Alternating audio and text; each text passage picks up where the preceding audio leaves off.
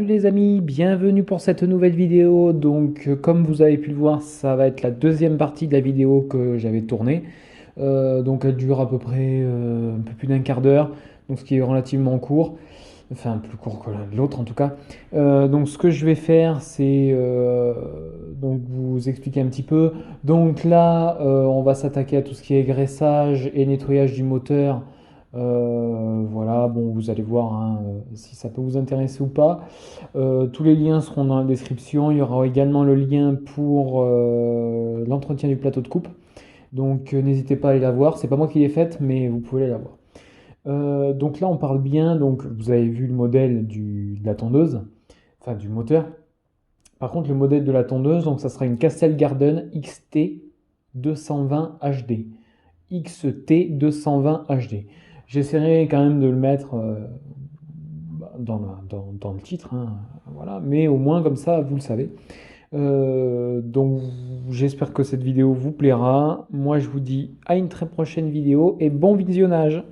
Donc maintenant nous voilà au-dessus donc des points de graissage. Donc il va y en avoir deux, enfin plus de deux.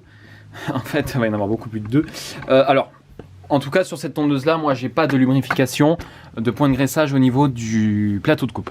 Voilà, au niveau des courroies, enfin au niveau des poulies, etc. J'ai aucun point de graissage à ce niveau là.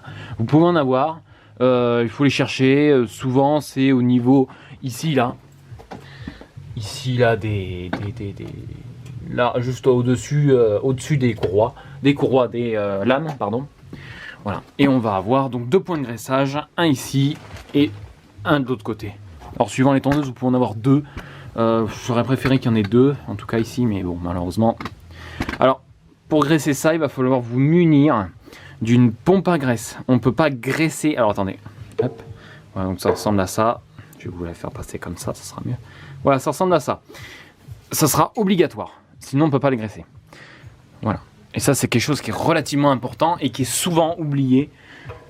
Voilà. Donc, on vient mettre le téton. Hop, on va garder appuyé. Et ensuite, avec l'autre main, on vient pomper jusqu'à ce qu'il y ait voilà, de la graisse qui sort. Donc là, comme on peut voir, on a de la graisse donc, qui vient de sortir. Je ne sais pas si vous avez vu. Mais là, à ce niveau-là, là, on peut apercevoir un petit point de graisse. Et là, ici, là, on aperçoit, donc ici, là, ce qui remonte, en fait, c'est de la graisse. Voilà. Donc maintenant, on va passer à l'autre côté. Hop. Que je vous montre tout en détail. Comme ça, au moins, vous saurez faire. Donc, comme je vous ai dit, le téton, hop, on vient le mettre. Et ensuite, on vient tout simplement, on vient appuyer un petit peu et on vient pomper. Hop, il y en avait un petit peu besoin quand même. Voilà, hop. Nickel. Alors ensuite, il y a éventuellement des points de graissage, moi, que je rajouterai. Il y en a deux. Alors, que je vous les montre.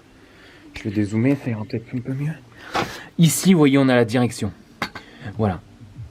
Ici, on a donc des pignons. Enfin, oui, des pignons, ouais, on va dire. On a un pignon ici qui vient faire tourner cet axe-là cranté, là, à dents. Ça, je vous conseille de le graisser. Même s'il y a de la merde qui vient se foutre dedans, c'est pas très grave. Il vaut mieux que ce soit lubrifié plutôt que pas lubrifié. Parce que si c'est pas lubrifié, c'est métal contre métal. Donc moi, je vous conseille quand même de le lubrifier. Même s'il y a de la merde qui vient dedans. Moi je lubrifie avec de la graisse. La graisse, je vais vous la montrer d'ailleurs, tenez, hein, comme ça au moins ça sera plus facile pour vous. Alors ça sera ce genre, alors soit c'est des cartouches comme ceci, vous avez ces nouvelles pompes à graisse qui ont ce genre de cartouches là. Voilà, donc c'est de la graisse, alors c'est soit de la graisse universelle, de la graisse industrielle. Voilà, alors prenez de la graisse industrielle, c'est quand même beaucoup plus costaud que de la graisse standard. Prenez surtout pas de la graisse qu'on achète en bombe parce que c'est vraiment de la merde. Voilà.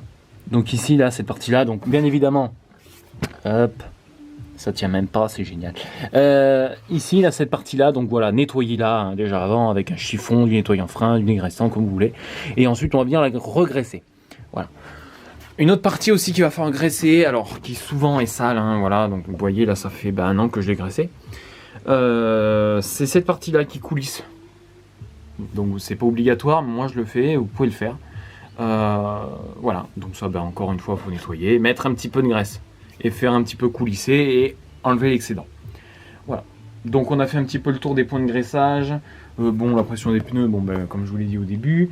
Voilà, éventuellement ici, dessous, là, ce cache là, juste que je retrouve mon tournevis que j'ai foutu, je sais pas où il est là. On va voir l'intérieur. Donc ici, vous avez également des...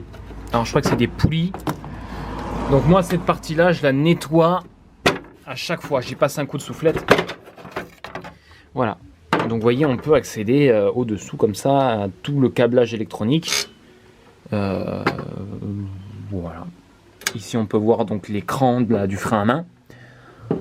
Voilà, ça c'est une partie aussi que vous pouvez nettoyer. Moi, je la nettoie à chaque fois, mais également, on peut quand même bien mieux accéder à l'intérieur. Enfin, le haut-dessous plutôt. Voilà. Donc, n'hésitez pas à y passer un petit coup, si bien sûr c'est accessible, hein, parce que c'est pas accessible sur tous les modèles. Hein. Voilà. Et donc, pour terminer, on va s'occuper donc du démontage de cette partie-là, pour pouvoir nettoyer le dessous et en même temps du coup le filtre à air. Voilà.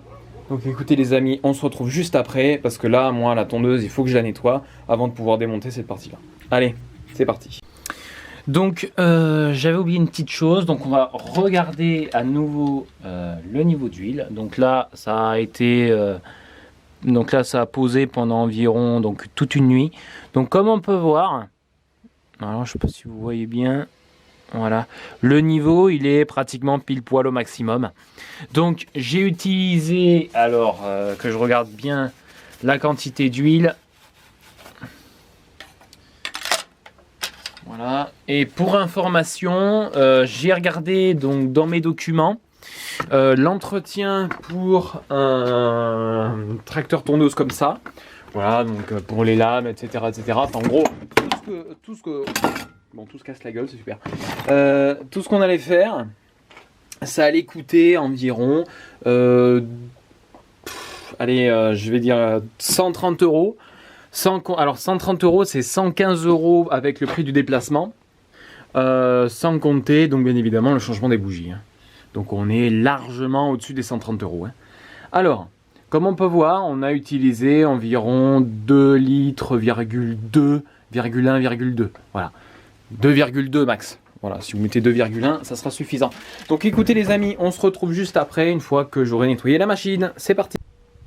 Ok, donc maintenant nous revoilà donc au-dessus du moteur. Donc on va pouvoir démonter cette partie-là pour pouvoir nettoyer donc l'intérieur.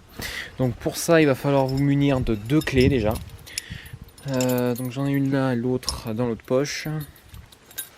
Donc moi je prends des clés à pipe, hein, mais vous pouvez prendre autre chose. Donc c'est des clés à pipe, donc une de 10 pour pouvoir défaire ces vis là. Donc vous voyez ici, là il y en a un petit peu tout autour. Et ensuite des vis de 8 qui sont situées ici, là, il y en a 4. Donc on commence par démonter ça. Ici, il y en a... Ouais, bon, on va commencer déjà par cette partie-là. Hop.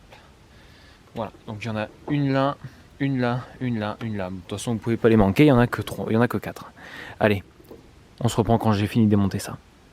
Donc une fois qu'on a démonté cette partie-là, là on peut voir les ailettes pour qui refroidissent le moteur. On va avoir ce petit cache ici, donc il va falloir sortir. Donc il y a des petits ergots qui viennent se planter dans l'autre cache. Donc il faut juste venir donc tirer comme ça. Et il s'enlève tout seul.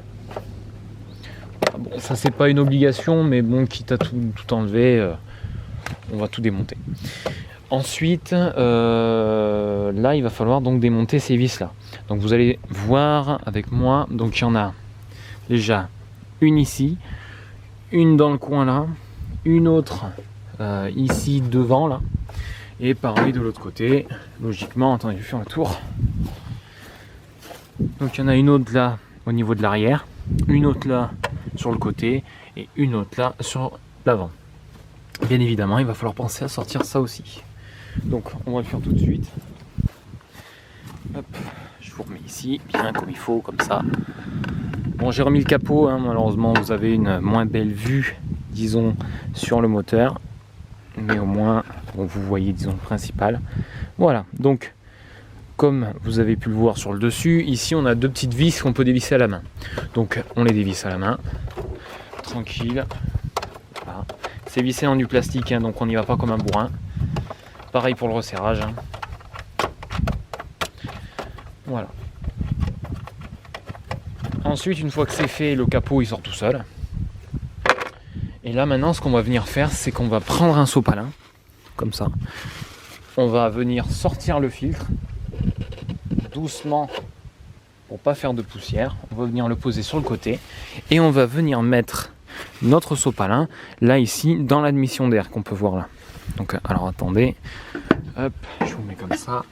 Là ici, on peut voir donc l'admission d'air. Et ici, on vient tout simplement mettre notre sopalin. Alors on l'enfonce pas à fond parce que sinon on ne pourra pas le ressortir. Donc c'est pas le but recherché. Voilà. Et ensuite on va venir donc dévisser les 6 vis donc qu'il va y avoir autour.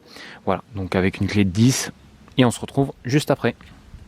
Donc une fois qu'on a dévissé nos vis, alors c'est pas la peine de les dévisser à fond, hein, parce que comme vous pouvez voir ici, là on a un système qui permet, voilà, mise au point, qui permet d'enclencher, en fait, de retenir le cache. Donc on dévisse juste un peu histoire que le cache puisse passer entre là, cette espèce de rondelle et la vis.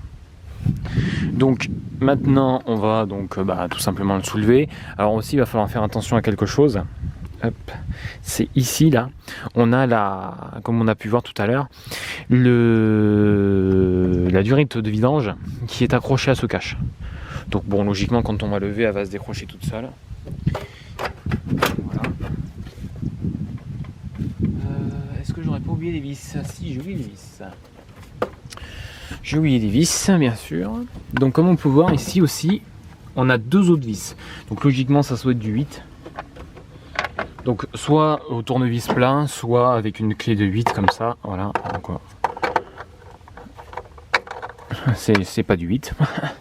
Bon mais écoutez, on va faire ça avec un tournevis. On se retrouve juste après. Donc il y en a deux. Il y en a une là et une de l'autre côté. Et on se retrouve juste après. Ensuite, j'avais également encore oublié, une fois qu'on a sorti donc ces deux vis, ici là on a la pompe je crois,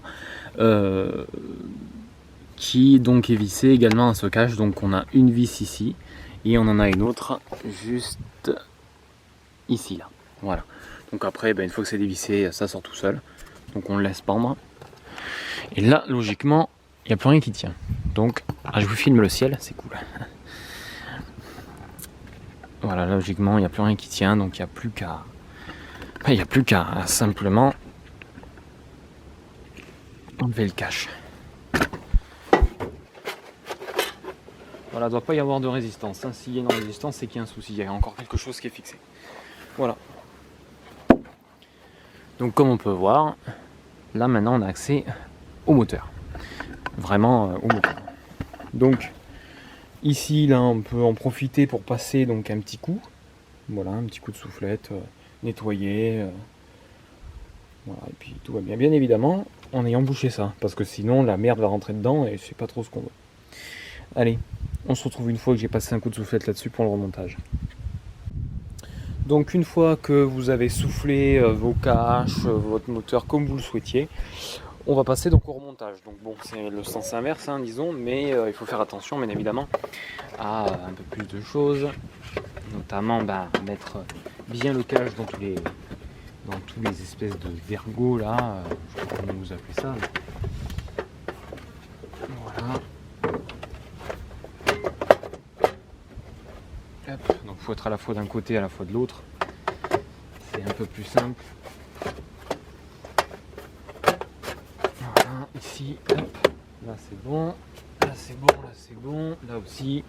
Voilà, donc une fois que vous avez fait ça, il n'y a plus qu'à remonter, enfin resserrer, disons les vis là qu'on a ici, hop. À resserrer les vis qu'on va avoir ici, là, donc ces vis là. La pompe, alors la pompe, il y a un guide, donc voilà, ici. Et écoutez, il n'y a plus qu'à resserrer, donc ici, donc comme je vous ai dit, là il y a 3 vis, donc comme ça, 1, 2 et 3 là dans le coin, derrière la pompe ici, voilà. Et 3 autres de l'autre côté. Ensuite donc les deux vis qui tiennent la pompe, donc avec le guide, donc à l'opposé. Et les deux vis qu'il y a. Ici, là, on voit les trous. J'espère que vous les voyez. Voilà, ici et de l'autre côté, là. Donc, faut surtout pas perdre ces vis là. Et puis ensuite, on se retrouve pour donc le filtre. Hop.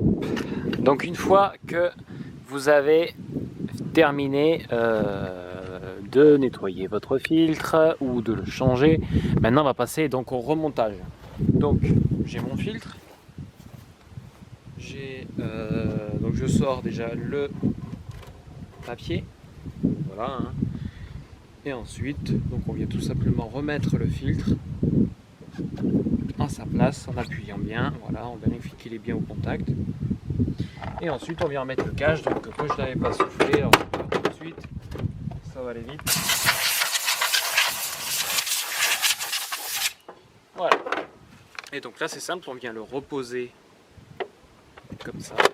Voilà. On vérifie qu'il ne bouge pas. Et ensuite, c'est simple, on vient revisser de chaque côté à la main et on ne vient pas prendre de pince. Hein. Pas besoin. Voilà.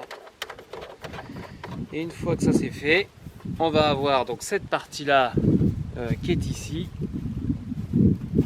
que vous allez pouvoir voir. Voilà, ici.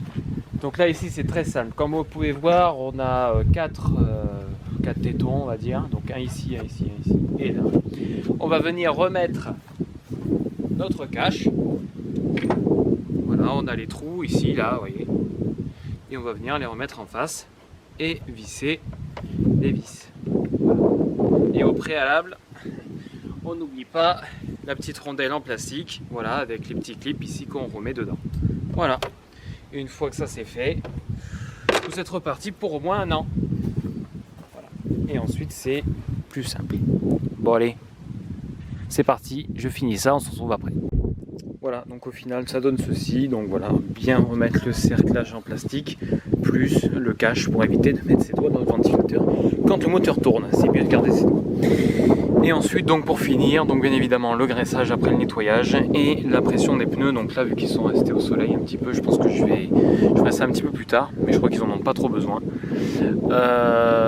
Mais écoutez c'est tout, donc je vais faire un petit bonus démarrage qui va bien, et puis c'est parti.